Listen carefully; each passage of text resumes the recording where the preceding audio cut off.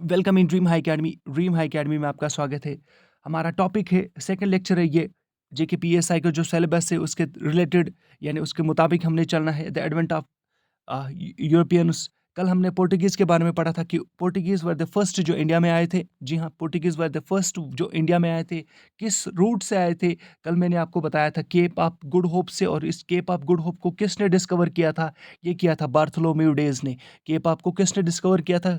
Bartholomew days ने। लेकिन वो फिर वापस चले गए वहाँ से, जो साउथ अफ्रीका में है, अफ्रीका कॉन्टिनेंट के यहाँ पे है। जी हाँ, बॉटम में है। उसके बाद फिर जब वापस चले गए बार्थोलोम्यू डेज, उसके बाद इसी रूट को किसने फिर देखा, और उस रूट को उसी रूट से 1498 में वास्को डी गामा जो है वो एक पोर्टुगीज़ थे, वो इंडिया में पहुंचते और इंडिया में उसे जो है लोकल रूलर कोझिकोड के, जी हाँ, ज़मोरिन, उसको जो है वेलकम करते हैं। तो कल का ये लेक्चर है, जिसने भी नहीं देखा है वो जाके देख सकता है।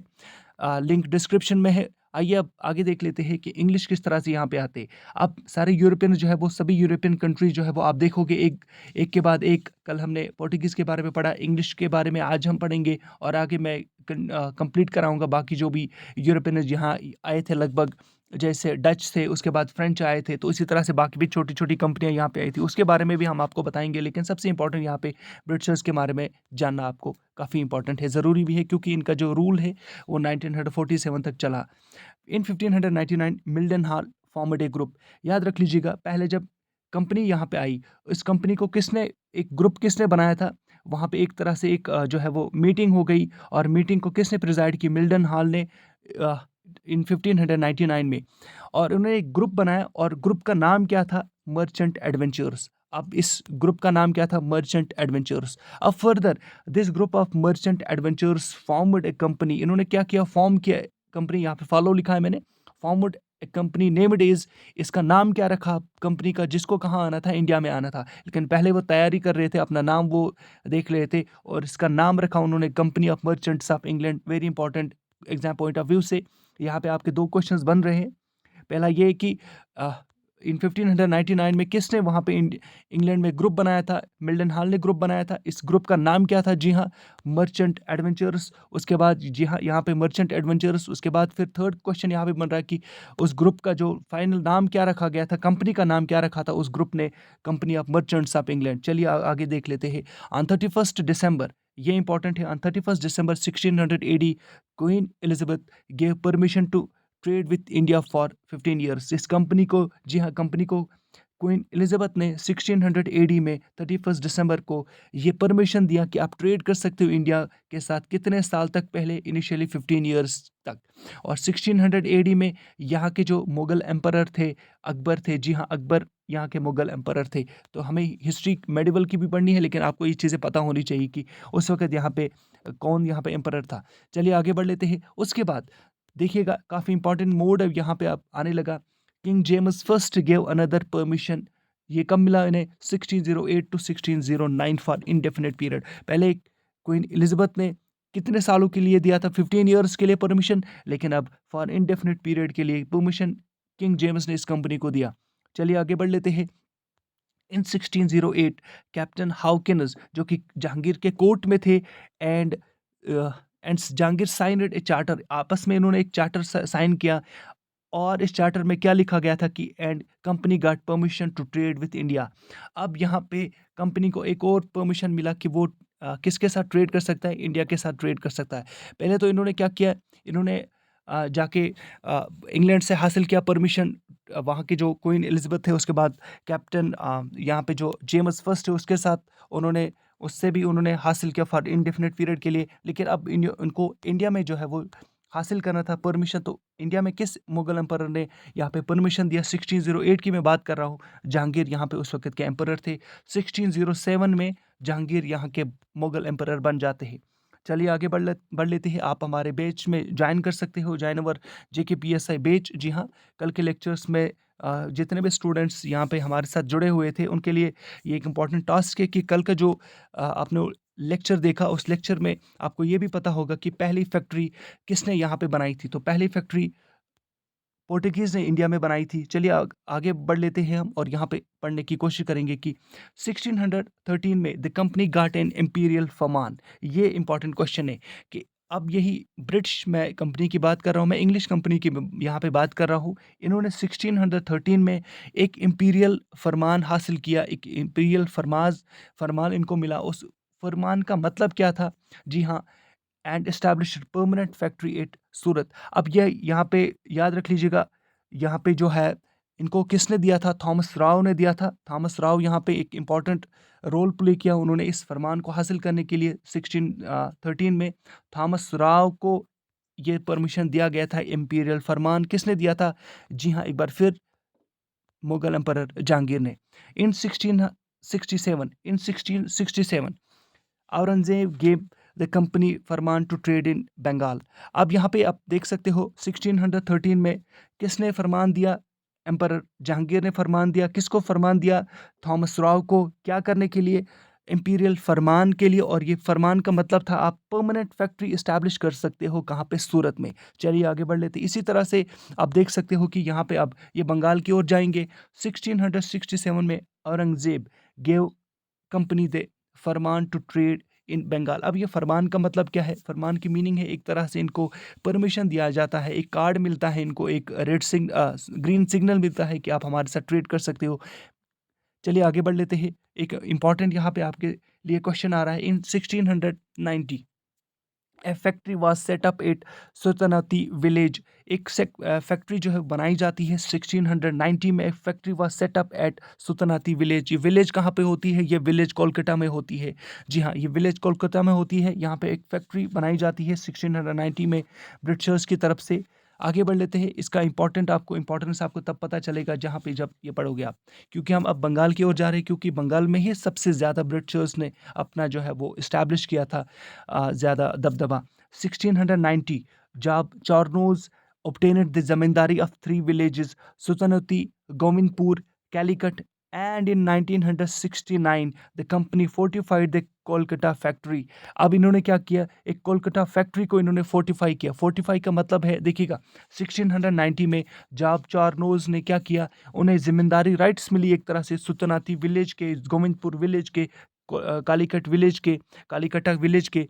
इन 1696 इसी विलेज को इन्होंने क्या किया? एक तरह से फोर्टिफाई किया। और इसका मतलब है ये विलेज जो है वो किस में आता है? ये कोलकाता में आता है। और इसको फोर्टिफाई करने का मतलब है, इनको पता था कि अब यहाँ पे हमने सुल्तानाती विलेज भी हासिल किया है, गोविंदपुर भी हासिल किया, कालीकटा भी हासिल किया है। हम इससे किस तरह से महफूज रख सकते हैं, इन्होंने फोर्टिफाई किया। फोर्टिफाई का मतलब है बाहर से अपने आप को डिफेंस करना स्टार्ट कर दिया, यानी अब डिफेंसिव काम करना स्टार्ट कर दिया। यानी एक तरह से कुछ अगर इनके पास कोई एम्यूनेशन होता, कोई आर्म्स होते, उनका भी इस्तेमाल करना इन्होंने शुरू किया। तो ये किसमें फैक्ट्री को कहाँ पे किया? फोर्ट विलियम में। फोर्ट विलियम्स कॉलेज भी हम आगे पढ़ लेंगे। चलिए हम देखते हैं। इन 1717 ये इंपॉर्टेंट है, इसको ना भूलिएगा, एग्जाम पॉइंट ऑफ व्यू से काफ़ी इंपॉर्टेंट है। मैंने यहाँ पे लिखा वेरी वेरी इंपॉर्टेंट। इन 1717 जान सरमान obtained a royal Farman from Mughal emperor Farooq सियार विच गेव लार्ज कंसेशंस। अब 1717 की बात है। हमने देखा कि 1600 AD में इंग्लिश यहाँ पे आते हैं। जी हाँ, इंग्लिश कोशिश करते हैं कि इंडिया में आने की। उसके बाद 1608 में, फिर 1613 में, फिर 1667 में बंगाल की ओर जाते हैं, फिर 1690 में, जी हाँ, फिर 1690 में बंगाल की ओर जाते हैं, फिर 1696 में जॉब चार्नो जो है वो फोर्ट विलियम कॉलेज को जो है वो फोर्टिफाई करते हैं। उसी तरह से फिर 1717 में इन्होंने क्या किया? रॉयल फरमान, जी हाँ, हासिल किया। किससे? जान सरमान ने एक रॉयल फरमान हासिल किया। कहाँ से? फारूक सियार से। ये यहाँ पे इंपॉर्टेंट है, फारूक सियार से रॉयल फरमान हासिल किया। ये फारूक सियार मुगल एम्परर थे। अब यहाँ पे देखिएगा, ये रॉयल फरमान इसे क्यों कहा जाता है? रॉयल फरमान इसलिए कहा जाता है क्योंकि इनको दस्तखत मिले। दस्तखत, जी हाँ, 10 TA के दस्तक मिला। एक तरह से परमिशंस मिले, परमिट्स मिले इनको कि आप कहीं पे भी ट्रेड कर सकते हो। और 1 साल के बाद इनको जो है वो उसका जो है वो यहाँ पे चार्जेस उनको लिया जाता था। तब तक 1 साल, पूरे साल तक कोई भी इनको फ़ी नहीं लिया जाता था, कोई भी कस्टम ड्यूटी इनको पे नहीं करनी पड़ती थी। यानी अब ये जो है वो फ्रीली ट्रेड करने लगे इंडिया में। This farman also called as Magna Carta, very important, इस फरमान को कहा जाता है मैग्ना कार्टा। अब ये इंपॉर्टेंट है कि फारूक सियार ने इस फरमान को इन्हें क्यों दिया, यही इंपॉर्टेंट होगा ना यहाँ पे कि दस्तक क्यों दिया इनको, फ्री ट्रेड करने की इजाज़त क्यों दी, वो भी 1 साल तक इनको कोई भी चार्ज नहीं लिया जाएगा।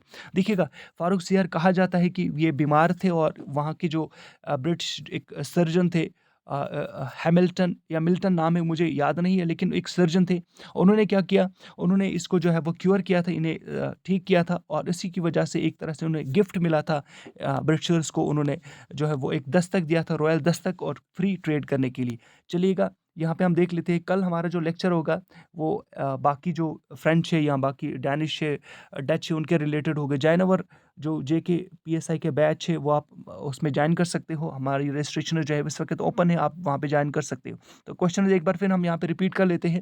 देखिएगा, इन 1599 मिल्टन हाल ने एक ग्रुप बनाया, उस ग्रुप का नाम क्या था, मर्चेंट एडवेंचरर्स। उस मर्चेंट एडवेंचरर्स ने एक कंपनी बनाई, company of merchants of England. उसके बाद 31 दिसंबर को क्वीन एलिजाबेथ ने 15 ईयर्स के लिए इस कंपनी को ट्रेड करने की जो है इजाज़त दी। उसके बाद फिर किंग जेम्स ने 1608 और 1609 में फॉर इनडेफिनिट पीरियड के लिए इंडिया के साथ ट्रेड करने की जो है वो इजाज़त दी इस कंपनी को। इन 1608 कैप्टन हाउकिन्स और जहांगीर जो एम्परर थे मुगल, उनके बीच में एक चार्टर साइन होता है, और उस चार्टर में जहांगीर जो है वो ब्रिटिशर्स को अलाउ करता है कि आप हमारे साथ जो है वो ट्रेड कर सकते हो। उसके साथ साथ फिर 1613 में थॉमस राव एक हासिल करते हैं इंपीरियल फरमान। कहाँ से हासिल करते हैं, एक बार फिर मुगल एम्परर जहांगीर से, और उसमें पहली फैक्ट्री वो सेटअप करते हैं at Surat. 1667 Aurangzeb gave company the farman to trade in Bengal. अब औरंगजेब इनको जो है वो एक फरमान देता है कि आप ट्रेड कर सकते हो बंगाल में। इन 1690, जी हाँ, 1690 a factory was set up at Sultanati village, एक फैक्ट्री बनाई जाती है सुल्तानाती विलेज में। एक देख लीजिएगा आप यहाँ पे, काफ़ी इंपॉर्टेंट है। एक 1690 में फैक्ट्री बनाई जाती है सुल्तानाती विलेज में, और 1690 में Job Charnock obtained zamindari of 3 village Sultanati, Govindpur, Kolikata. इस कोलिकटा में क्या किया जाता है, इसी को फिर 1900 1696 में इस विलेज को फोर्टिफाई किया जाता है, जिसे फोर्ट विलियम भी कहा जाता है। और ये फोर्टिफाई इसलिए किया जाता है ताकि हम बाहर के जो अटैक्स होते हैं उनसे डिफेंस अपने आप को महफूज रख सकते थे।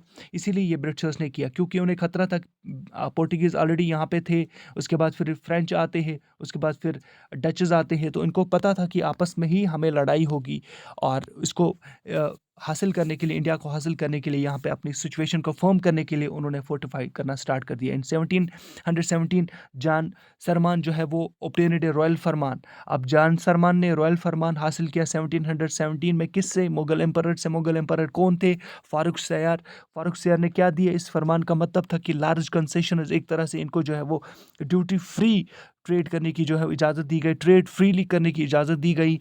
और this farman is also called as Magna Carta. दस्तक का मतलब है trade permit given by Farrukh Siyar. चलिए, थैंक यू वेरी मच।